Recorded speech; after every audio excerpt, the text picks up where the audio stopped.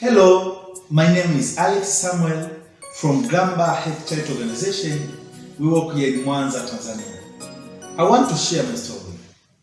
Imagine the increasing number of teenage pregnancies in East Africa is due to inadequate access of SRHR information, and only few people cares. Young people cannot voice up and speak out their matters because of inadequate skills to present their acts to decision makers.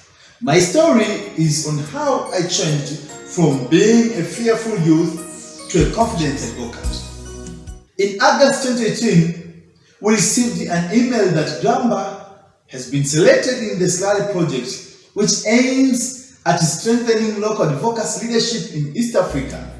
This is an important deal because young people will be equipped with skills to present their asks to decision makers.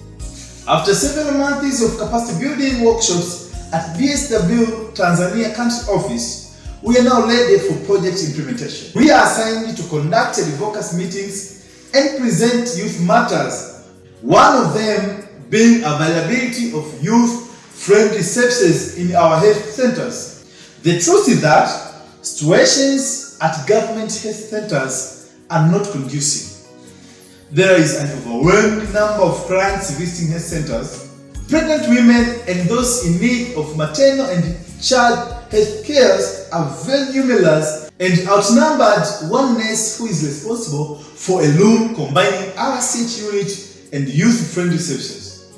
According to the doctor in charge, this nurse serves more than 750 women a month, and it is very difficult for her to leave a pregnant mother and save young people. Most of the young people who attend here are female and usually register themselves together with other women attending RCH. This has discouraged the number of boys attending the center as they are mixed with women. This situation hurts us a lot. We see that there is a great deal of negligence played by health facilities. Some members of the World Development Council have surprised to learn on the situation, contrary to the reports they are given. One day before a big advocacy meeting with decision makers I am preparing, I see the hours running very fast and incomplete of every preparation I make. I am worrying about the big meeting I have tomorrow.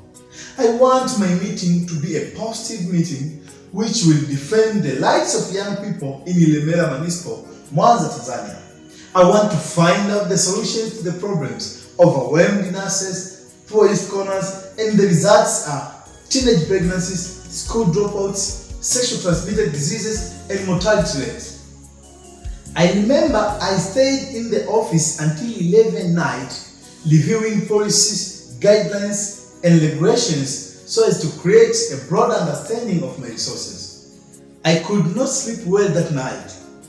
Around 5 a.m., I was already in the office to finish up some meeting requirements. I was so nervous. I didn't take tea that day. What a big day is ahead of me. I am about to go into the meeting. This gives me a flashback in 2018. In one of our Slurry workshops, the facilitator is giving feedback to the Slurry partners. He spots me and says, "Hey Alex, advocacy isn't confrontation. You should be very clear with policies and guidelines. The people you are talking to can decide anything at any time. You are there to remind them about government commitments on youth matters and not forcing them to do what you wish or want to see." The meeting starts at 9 a.m. and participants have shown up. There are ward executive officers, doctors in charge, nurses, teachers, young people, and members from the municipal medical office. After giving the introduction and the purpose of our advocacy meeting, I led the floor with a fire discussion.